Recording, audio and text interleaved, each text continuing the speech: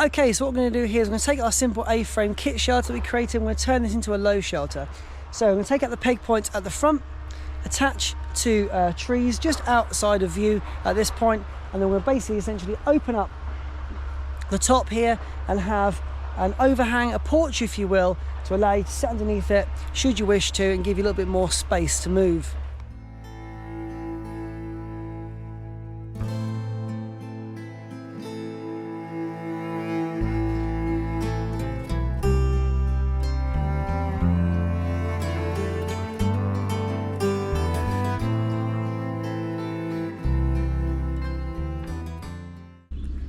So I noticed what I need to do is a little bit more of a tighter lockdown.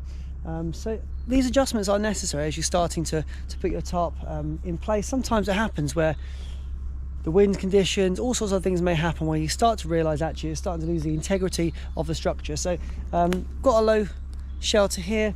I did a bit more securing down at the back there just to keep a better shape. I might even pull that back one out just slightly more. But you can see here with this structure, there's plenty and plenty of space inside. I'm now covered, should it be raining. There's so much room in here. I've got space for kit, people. If I was to set a fire up, I can do it just outside. I can sit comfortably here, sheltered from the rain. Again, a relatively simple, straightforward structure. Tied out to 2 trees at the end points here, just out of view.